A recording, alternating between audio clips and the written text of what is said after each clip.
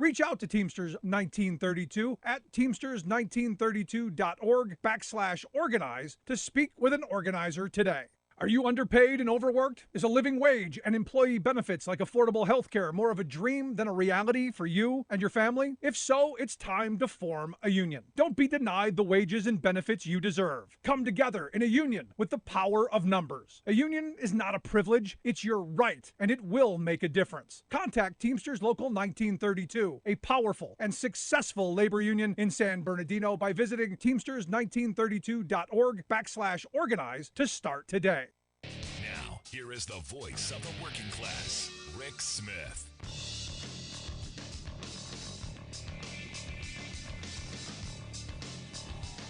And welcome, brothers, sisters, working class heroes. This is the Rick Smith Show. Thanks so much for being here today on the big program. Lots to get to, lots to talk about. I got to start off today on kind of a downer note.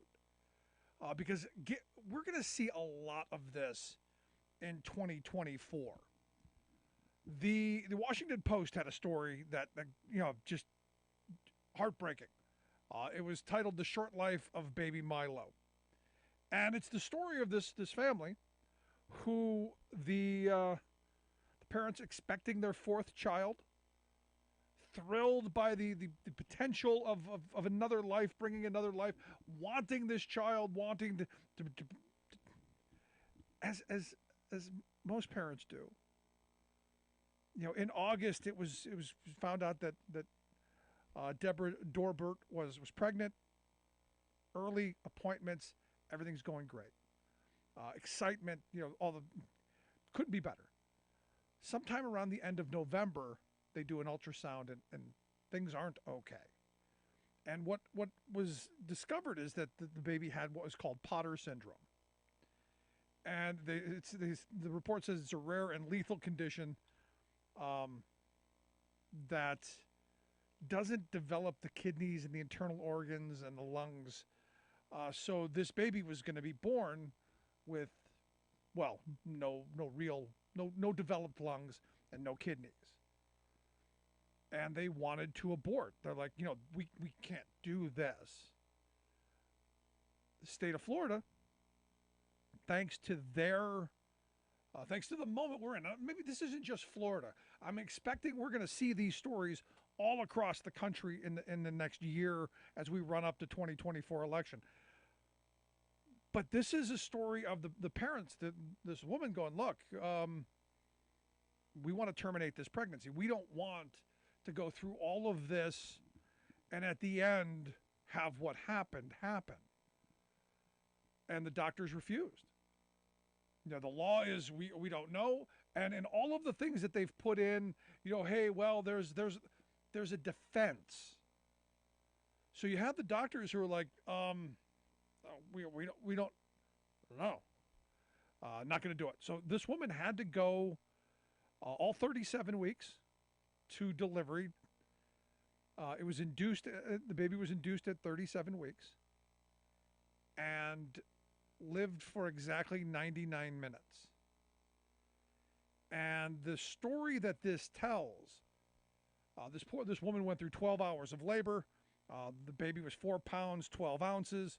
And as the reporting goes, flawless. Looks like it's a perfect baby. And you hear the stories of these people, listening to this child gasping for air. Didn't cry, didn't open its eyes, struggle. As these folks were,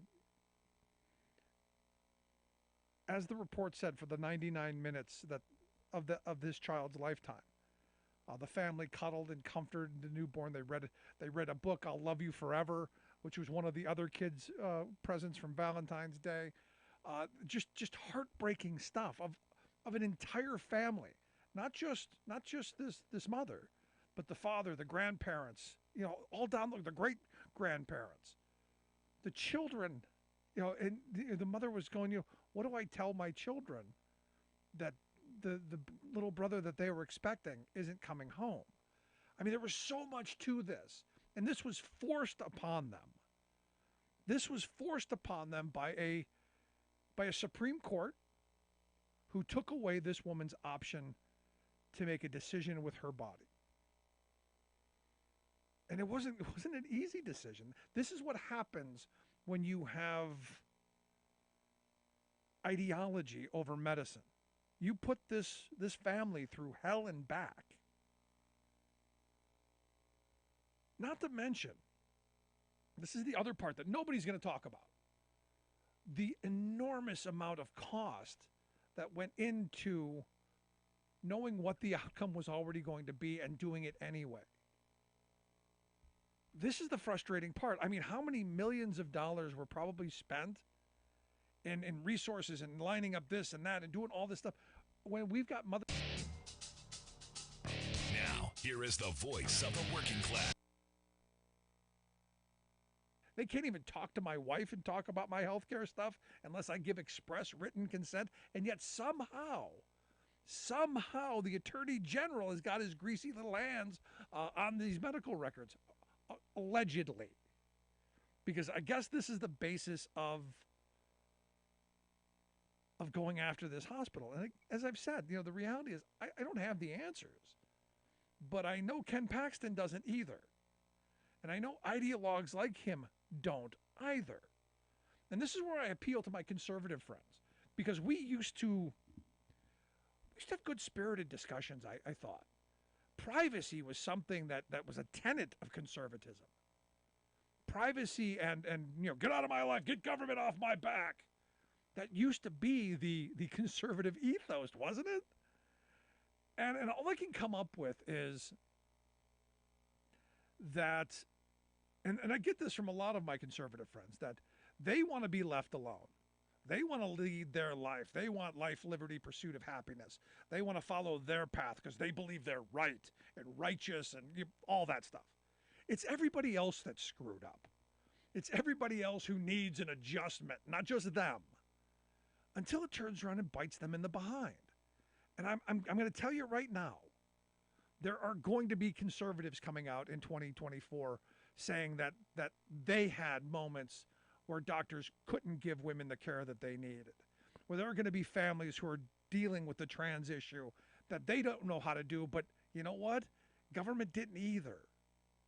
And this is where I'm concerned about where we're heading.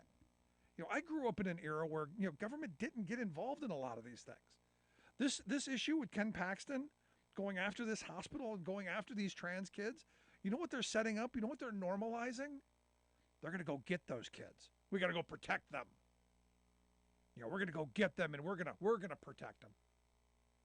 So what that's going to mean is the state is going to get in the habit of going and taking kids from their parents. Do you remember a bunch of years ago, my conservative friends, when there was a movement of liberals saying, hey, maybe we need to go and take kids away from abusive situations, and how crazy you went? This is the same kind of thing to me. And I stood with you. I don't think that kids should be taken away from their parents without real serious consequences. But this is another one of those things. That the hypocrisy. Oh, the hypocrisy. It's infuriating. And you ask yourself, when does it end? How does it end? It only ends when we say enough is enough. My grandfather always said, don't worry about me, worry about yourself. It's time for us to start worrying about ourselves. Take a look in the mirror. Like I said, I don't know all the answers. But what this is happening, it's wrong. Now remember, our Republican friends are the ones they have family values and that kind of stuff. Where is that here? They care about the children. Hear that a lot. Which is interesting because now I'm looking at the debt ceiling fight. And I'm looking at the cuts that they're proposing. And you know who gets hit the hardest? You can say it. It's the children. You know that. For instance, it's almost bipartisan that they're going to claw back a lot of the money that was not spent out of the, 6 bills dealing with COVID. One of the areas that people are sounding the alarm on is through different states and different localities are trying to rebuild their public health departments and dealing with I guess is a rise in sexually transmitted diseases. And evidently, it's like, wow, how is it possible that we have more cases than they had back in the 1950s? We are now spiking. There's been a 32% increase in 2021 in sexual transmitted diseases, according to the CDC. And, the children, evidently congenital syphilis cases. That's when the parents give it to the fetus. That has surged more than 200% over the last 5 years. And we've had the most fatalities since the early 1990s. But I know they love the children, just don't want to pay for them. We want children to be born. We just don't want them to get, education or health care or fed. It's angering. But I want to hear your thoughts. Email me, rick@thericksmithshow.com. Going to take a quick break. Right back after this. Stick around. Listen to The Rick Smith Show.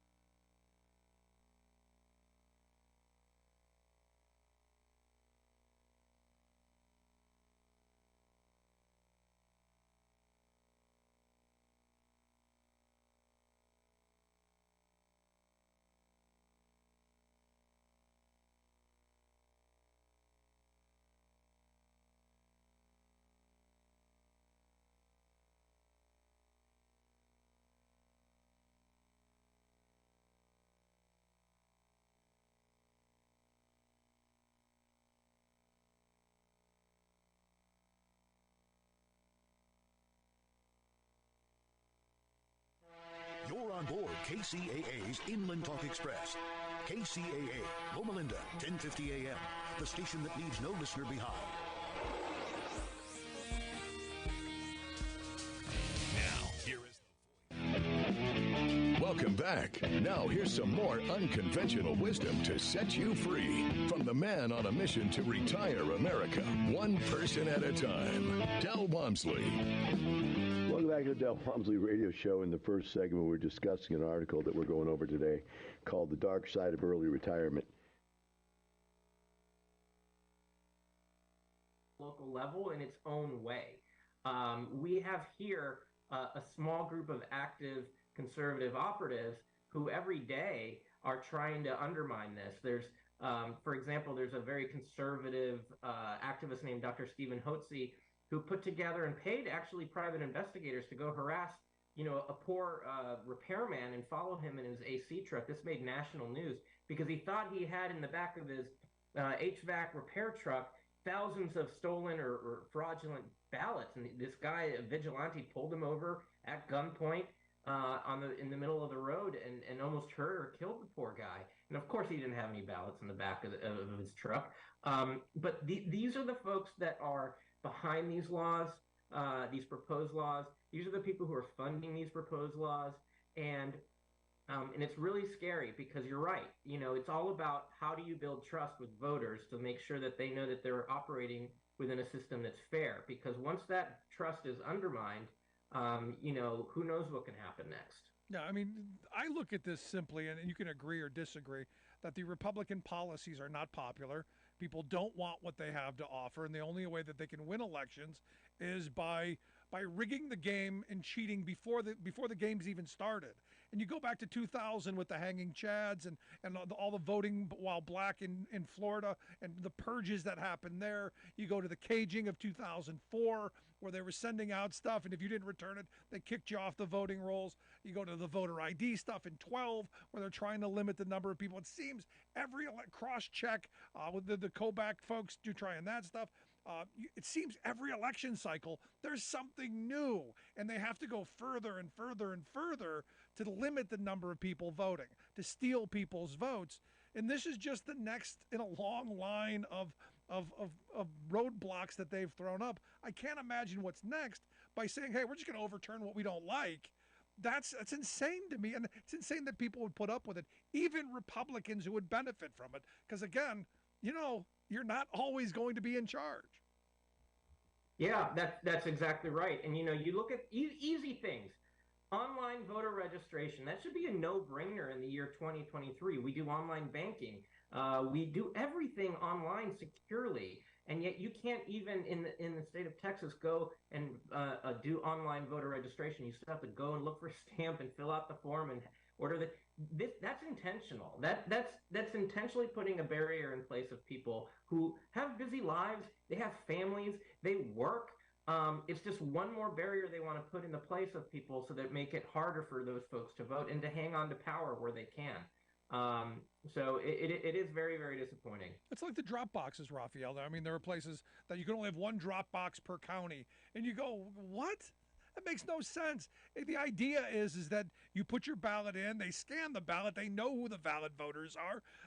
There's been no voter fraud whatsoever in these drop boxes, and yet all the conspiracy I see, look at that guy dropping hundreds of ballots. It's really kind of just crazy. Yeah, and Ken Paxton, there was another highly publicized case here in Houston where there was a man who voted. There was a polling location in Harris County that was open pretty late and had a very long line. And the last guy in line, he waited until 1 o'clock in the morning to vote, and he got a lot of publicity. And Ken Paxton went after him. It turns out he had some sort of felony prior arrest or something. He wasn't intentionally trying to defraud or vote illegally. He just had a record. He didn't know he wasn't allowed to vote. And Ken Paxton turned him into an example. He literally put him in jail and put out a press release kind of punishing this guy for getting so much publicity about wanting to vote and stay in line for so long. And so they're going to keep trying to find these examples, and that's really one of the things that troubles me most about these bills that are moving through is that they're criminalizing innocent mistakes that happen. When you have millions of people in a county and you have so many people voting. There's a difference between somebody whose voter registration expired and showed up to vote and maybe had to fill out a provisional ballot, and somebody who is intentionally trying to vote for a dead person. And that second example isn't something you see very often, if at all. And so you're going to have election workers who are public servants. They don't get paid very much. The hours of work are really hard and crazy. And they're going to be discouraged from working because they're going to be scared of these elections marshals that are being created through these bills. They're going to be scared of being prosecuted over innocent mistakes. And that's not a society that's conducive to freedom and democracy and free speech and all of the things that we hold dear. It's just this culture of fear they want to instill around voting, and it's not American. It's not just voting; it's everything we do. Again, the people who tell us they want smaller, less intrusive government are the ones who wield the power and beat us over the head with it every chance they get. So, last question I've got for you: what do you want people doing? What's the marching order out of this? Because ultimately, if Paxton and company get what they want, if Abbott and company get what they want, this country, I don't know. It's not the country I grew up in.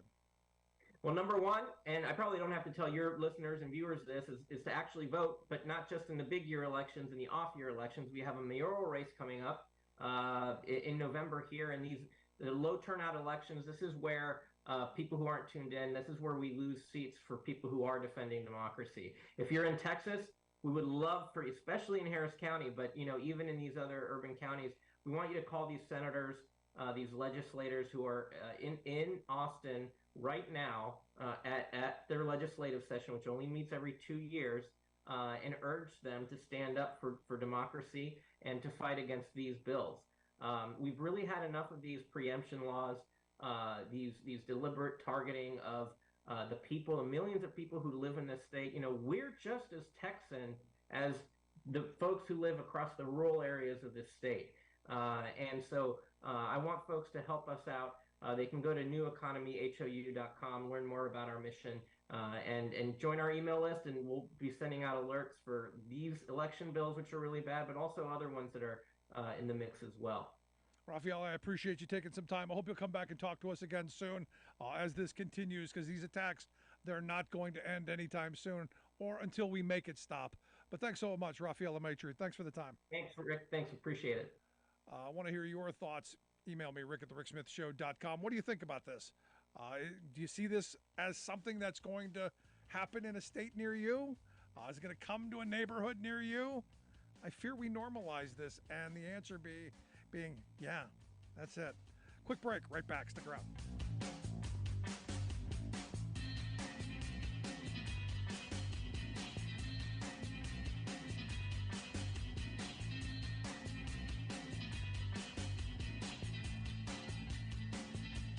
I'm Rick Smith, and this is Labor History in 2. On this day in labor history, the year was 1989. That was the day that black author and Marxist theorist C.L.R. James passed away. James was born in Trinidad, at the time a Caribbean colony that was part of the British Empire. His father was a school teacher. James became a leading intellectual on the subject of black liberation. His most famous work, The Black Jacobins, tells the story of the 1791 Haitian Revolution, when enslaved black Haitians successfully overthrew French colonial rule. James was a frequent contributor to Labor Action, a Marxist journal produced in New York from 1940 to 1958. He wrote about the struggles of black workers. He often penned fiery language. For example, in 1941, James wrote an article imploring black workers not to cross the picket line during a strike against the Ford Motor Company in Detroit. Ford had a reputation of hiring black workers at a time when many employers discriminated in their employment practices. But James warned his readers that the Ford Company was no friend to the worker and that the company was attempting to use race to keep its workforce divided. James wrote, quote, "Ford is one of the most dangerous enemies of labor who exist in this country. This enemy of society has been laying a train of race hatred in Detroit and is now about to touch it off. The organized working class movement and the Negroes will have to fight hard and long to check and frustrate and defeat this sinister plot. This will be no easy fight." In other articles, James also used his pen to call out labor unions for not including black workers and to call for the unification of black and white workers in their struggle. Labor History in 2 brought to you by the Illinois Labor History Society and The Rick Smith Show. For more information, go to laborhistoryin2.com. You're listening to The Rick Smith Show, where working people come to talk. Real quick, good on Minnesota. You got Minnesota Democrats who are passing a sweeping labor bill, going to give workers in Minnesota just all kinds of incredibly good stuff. Mandated paid sick time, banning non-compete agreements, funding for increased inspections in warehouses and in places, in workplaces across the country or across the state, from nursing homes to meat packing plants to hospitals to schools to construction sites. More safety, more opportunities. I just, this is the stuff Democrats have got to get their head around. Making lives better for working people, giving teachers the ability to bargain for class sizes, giving nurses and nursing home workers the ability to bargain over working conditions, and setting minimum wage and minimum standards across the state. It's time we start talking about using the tools that are in front of us to make people's lives better. And good on Minnesota, and good on the governor who has said going to sign the bill once it gets to his desk. This is the kind of stuff that Democrats need to grab by the horns and move forward on. Because look, Republicans are making a play for the working class in rhetorical ways. The policies they're moving are horrible, but there's a lot of lip service. It's kind of like the Trump era infrastructure week. Had infrastructure week every week. Never did anything, but we got photo ops. We had a party, didn't actually get a new road. This is where Democrats need to really swing a big stick and say, look, we're actually doing the work of making lives better. Good on them. And I got to reach out to some of these folks to get them to come on and talk about this legislation that they're moving. Really, this is the model for the country. Quick break. Right back.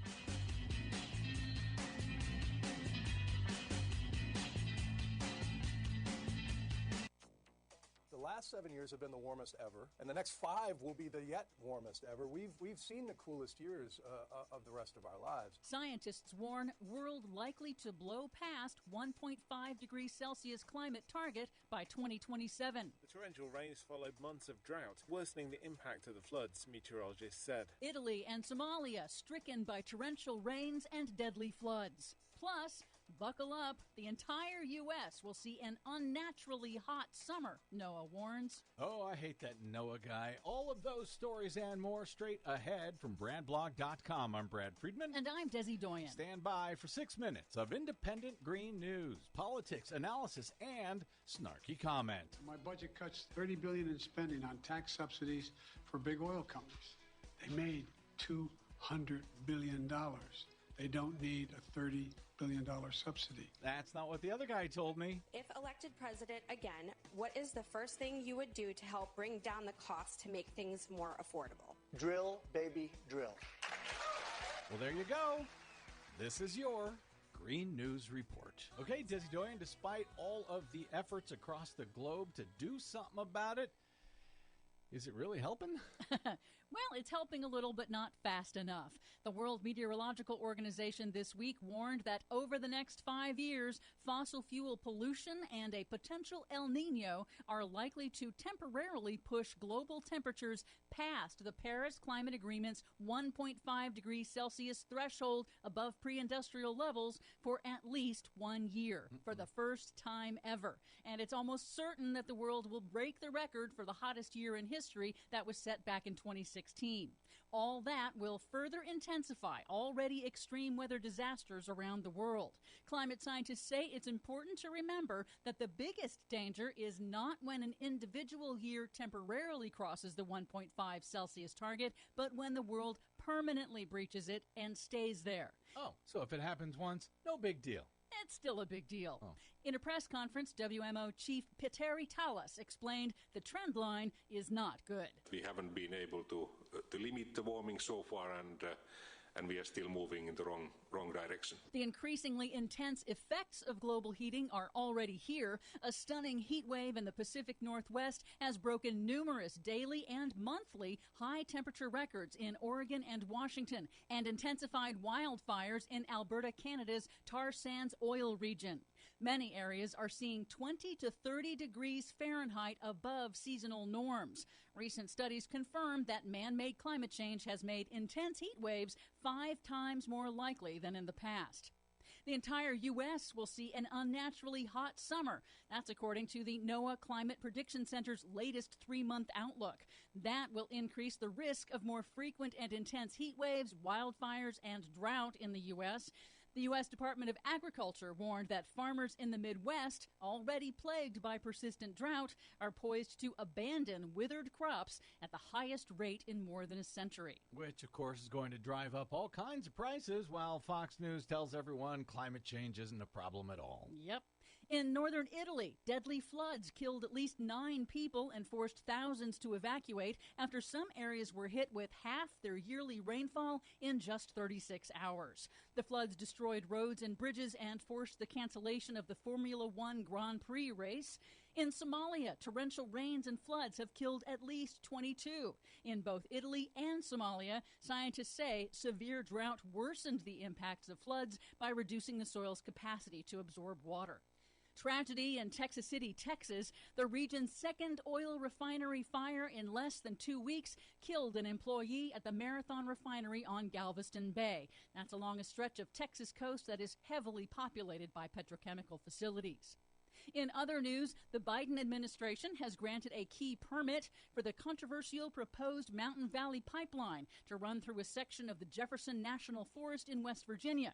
That part of an agreement last year to secure the vote of conservative Democratic Senator Joe Manchin of West Virginia to pass Biden's landmark climate law, the Inflation Reduction Act.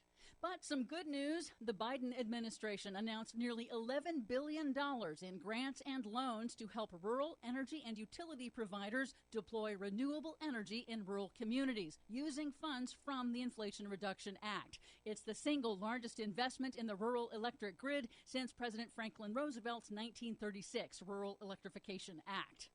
Finally, wind energy has generated more electricity than natural gas for the first time in the UK.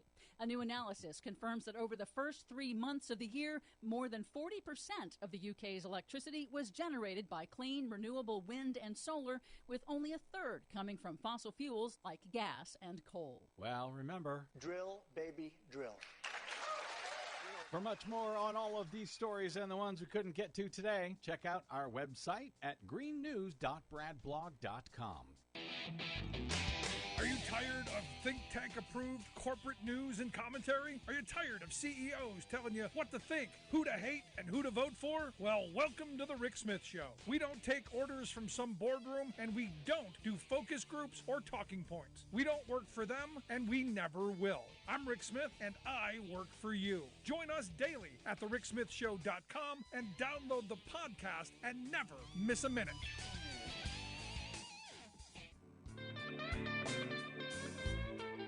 Welcome back to the Rick Smith Show. Now, here is Rick Smith. So there's a story in New York that caught my attention. At first blush, angering. That you saw the migrants coming from Florida and Texas being bussed in, and that someone in New York made a decision to throw veterans out into the cold so that you could take these undocumented illegals and swap them out. And that was the story.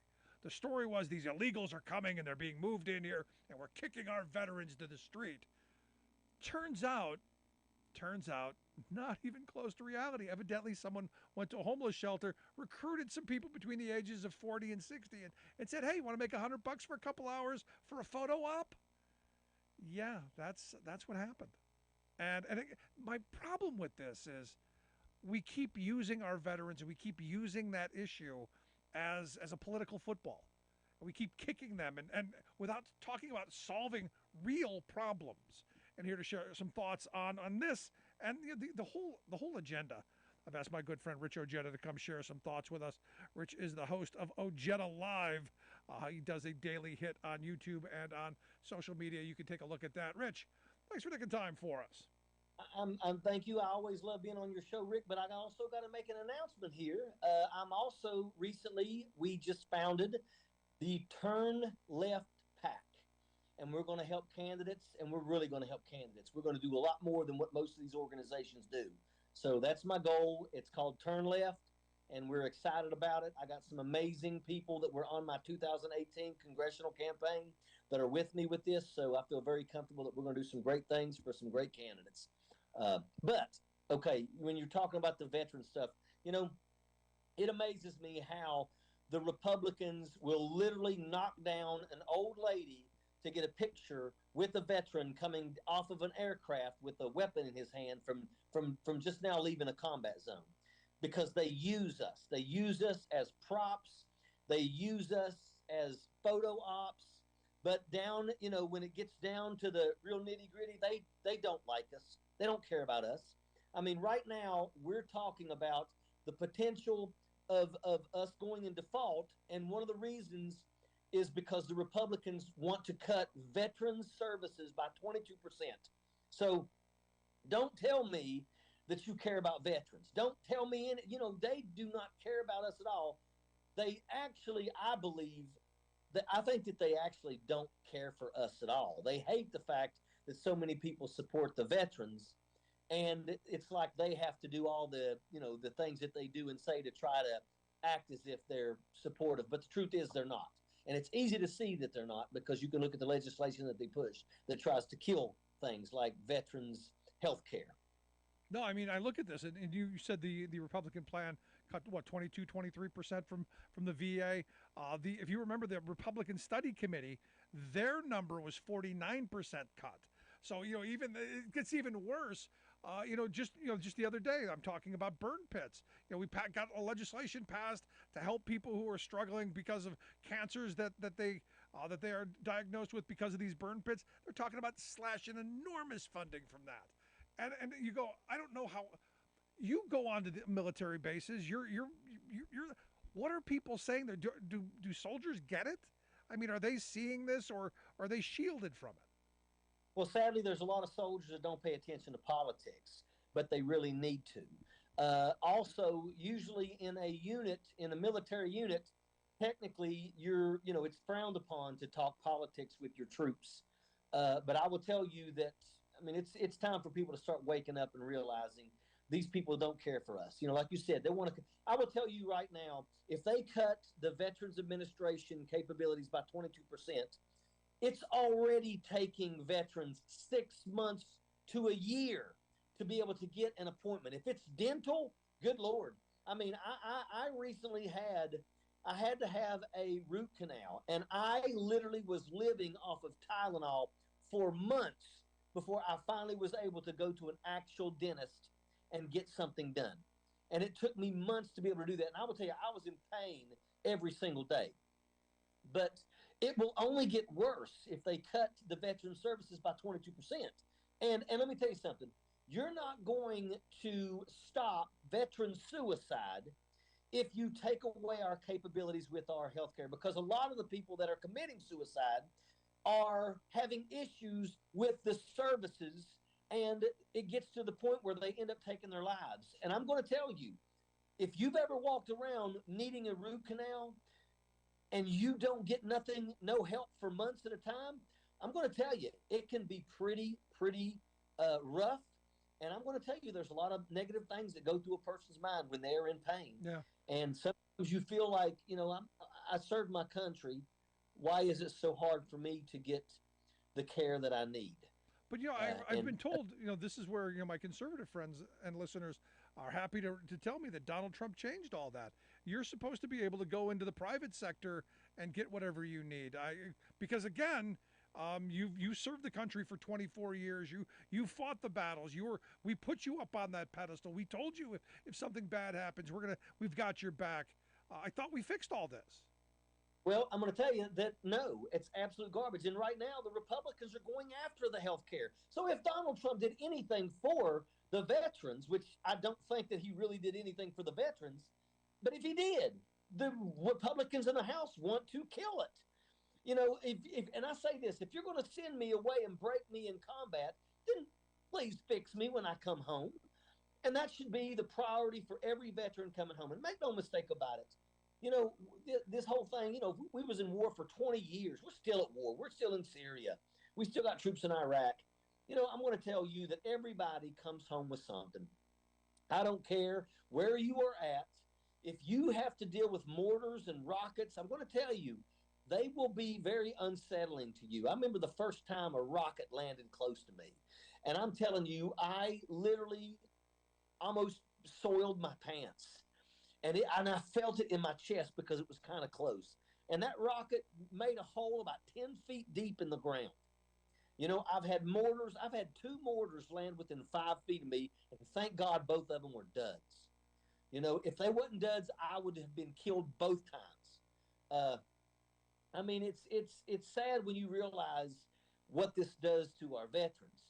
And then when we come home, it's really sad when the people that are supposed to be taking care of us, the people that vote, that say yes, when Congress says yes, we're going to go ahead and approve us moving forward and invading a country, you would think that they would do everything in their power to help us when they come back. But the Republicans are showing us that they really don't care about us. No, and that it comes to fiscal spending, being fiscally responsible, they think that the way to do it is to cut our capabilities. Now look, there's one of these things where you go, okay, if we're broke, I got it. You got to make cuts where you can. But the reality is, we're making a choice to cut from veterans programs, to cut from food programs for hungry children, to cut from housing assistance for families. We're choosing to cut those things, but tax breaks for billionaires, making sure that Elon Musk's has got his $180th billion.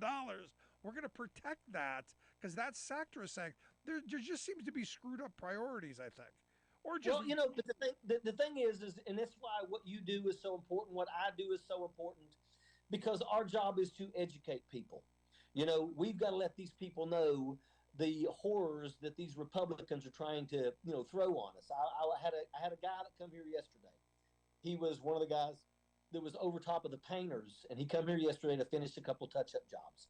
And we started talking, and in the beginning, he was literally like, Trump's pretty good. DeSantis is pretty sharp.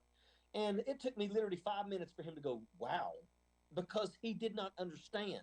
He did not know what these people are really about. Donald Trump didn't make America great again. Donald Trump made America hate again. And the only reason why Donald Trump is even running for the presidency is because he knows that he needs those 4 years where he no longer has to worry about being put in courts. And with that 4 years, what he's going to try to do is he's going to try to establish a dictatorship, because that's the only way that he gets out of this. That's the only way that he gets out of this. And I'm going to tell you, my mission and your mission, we got to educate people. We got to wake people up. And that's exactly what I try to do every single day. You're listening to The Rick Smith Show here with Rich Ojeda. He's host of Ojeda Live. You can find that nightly on Facebook and on YouTube.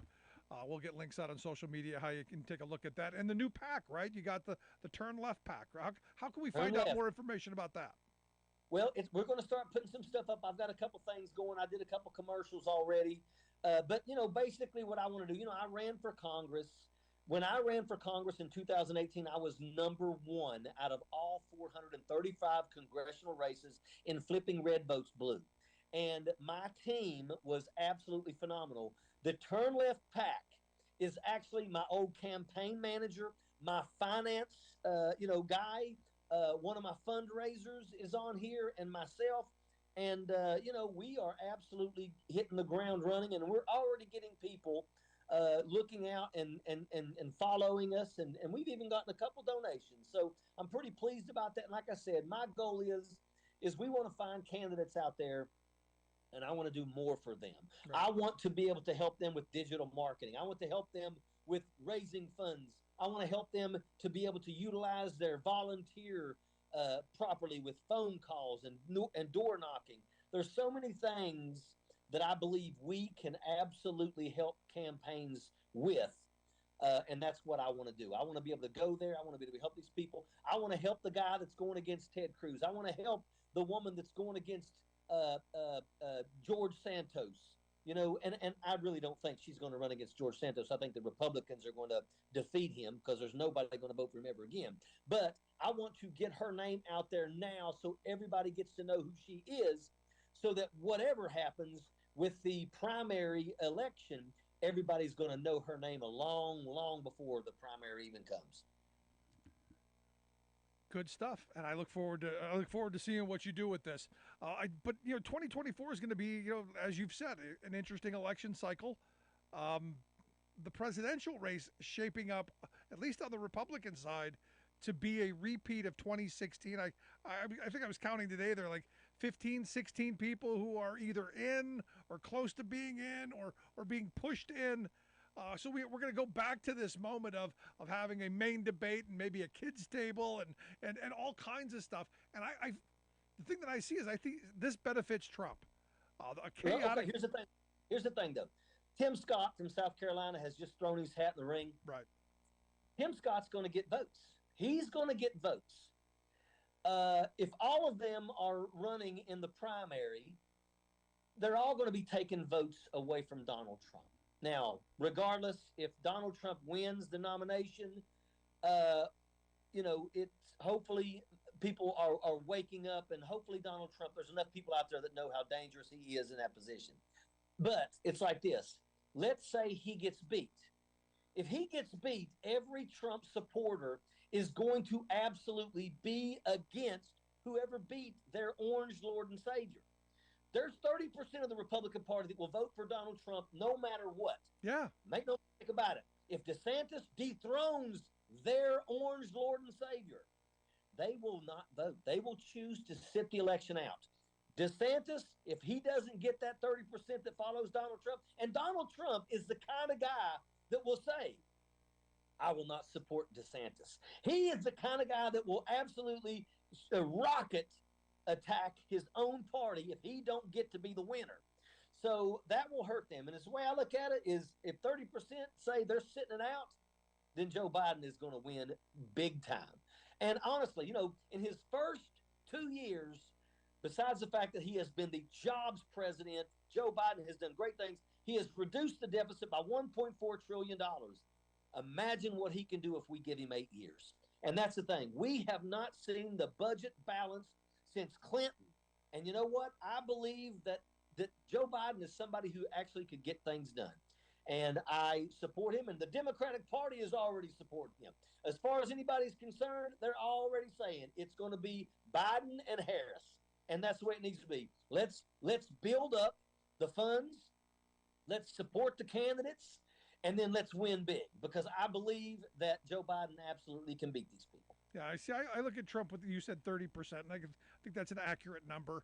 I think about 30% of the Republican voters are solidly in the red hat brigade.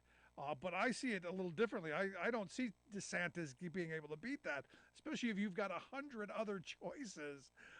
And this is where Trump will thrive in this chaotic situation.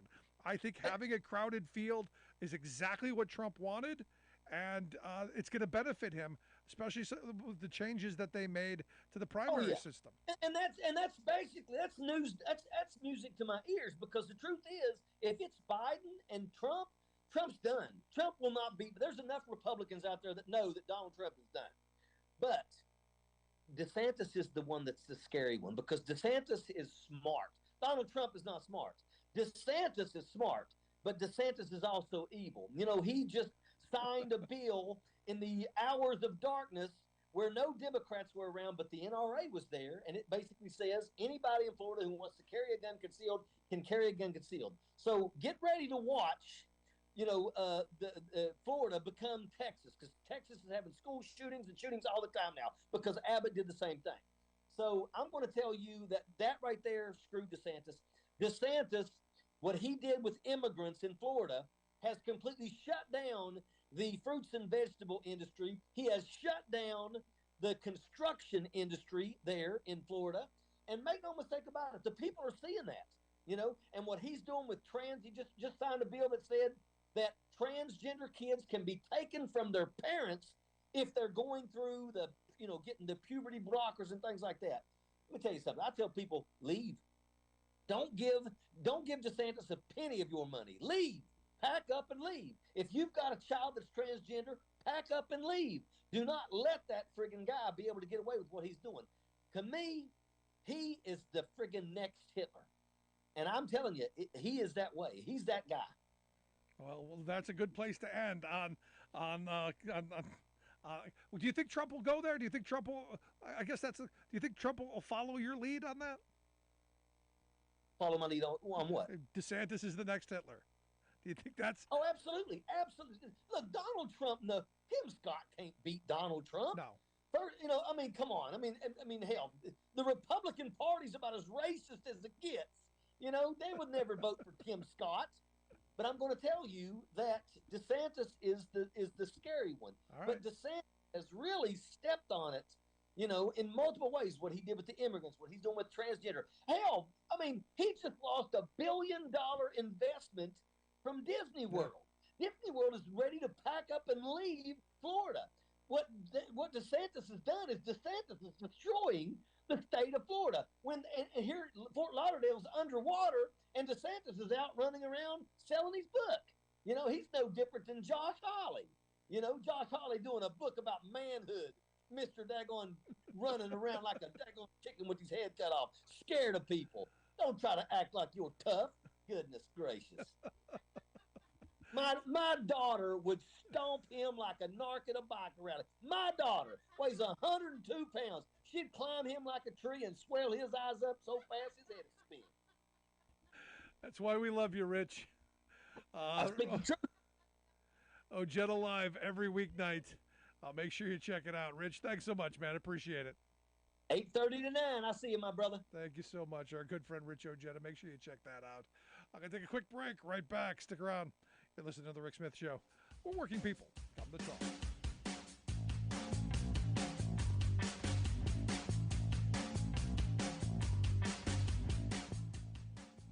We are AFGE, the American Federation of Government Employees. We represent 700,000 federal and D.C. government workers who are the vital threads of the fabric of American life. We support our nation's military. We take care of our nation's veterans. We protect our nation's borders. We respond to our nation's crises and natural disasters. We provide services to our nation's seniors. The American Federation of Government Employees. We work for America. We are AFGE, the American Federation of Government Employees. We represent 700,000 federal and D.C. government workers who are the vital threads of the fabric of American life. We support our nation's military. We take care of our nation's veterans. We protect our nation's borders. We respond to our nation's crises and natural disasters. We provide services to our nation's seniors. The American Federation of Government Employees. We work for America. Welcome back to the Rick Smith Show. Now, here is Rick Smith. I gotta tell you, Ted Cruz makes me laugh. Evidently, Ted wants to investigate Bud Light now. Yeah, evidently Bud Light, according to him, and this is a stretch. You kind of got to give him credit for, feeding the daily outrage machine. On a certain level, I don't think he's smart enough to have thought this one up himself. This has got to be something that was manufactured for him.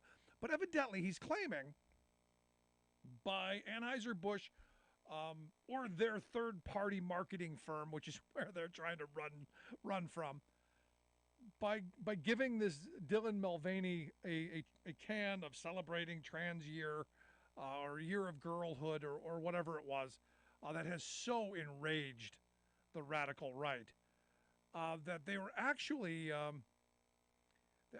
violating the laws of advertising towards individuals under the legal drinking age. So they're going after kids. So the argument is by having this Dylan Mulvaney promote Bud Light as, hey, this is what I drink, that the majority of her followers on social media are under the age of 18. Therefore, they are advertising toward young kids. I mean, this is a real reach, and one everyone should kind of be a little concerned about, because I don't know how many people under 18 follow my social media accounts. I know there are some. So do I have to then worry that Ted Cruz is going to come after me because somebody might be following me that I don't know, and that I don't know. This is weird stuff. Now he knows it's not going anywhere. This goes nowhere. Anywhere. What this is this the outrage machine. This is to tell that guy who's got his mouth open on the can watching YouTube going, I'm doing my research. This is to get him going, yeah, they're going after the kids. We got to defend the kids. So now we've got this next step. That's all this is about. It's about getting those people all bunched up in the panties, all riled up, all angry. It's going nowhere. But it serves the purpose. And the purpose is keeping us pitted against each other, keeping us outraged and not talking to each other. Do I want beer promoted to children? No. Is that what this is? No. Was it a stupid stunt? I don't know, probably. This is why I keep going. I don't know why corporate America feels the need to get involved in anything other than, hey, we serve a product. That's all we're here for. Keep the CEO's mouth shut. I mean, Elon Musk tanking Tesla's stock. It's, why are the stockholders going after him? This is one of those things, though. It's about the outrage. It's about the anger. You know, if it were really about something positive, do you farther. think they'd be saying it? Do you think if it was really protecting children, they'd say it? Do you think if it was really helping children, they'd be behind it? No. Look at their budget. Their budget proposal, their moral document is saying, yeah, we're gonna literally take food out of the mouths of children. We're going to cut housing assistance, which means that more children are going to be hungry and homeless. We're going to cut veterans spending, which means it's going to be longer to get a tooth pulled, or it's going to be longer to get a medical appointment. It's going to be longer to get the care that you need. This is their value system. This is what they're showing us. Don't tell me what you believe in. Show me what you believe in. Don't tell me how pious and wonderful you are. Actions. Actions. Shove your words. No more thoughts and prayers. Do something. Want to hear your thoughts? Email me, rick@thericksmithshow.com. We'll take a quick break. Right back.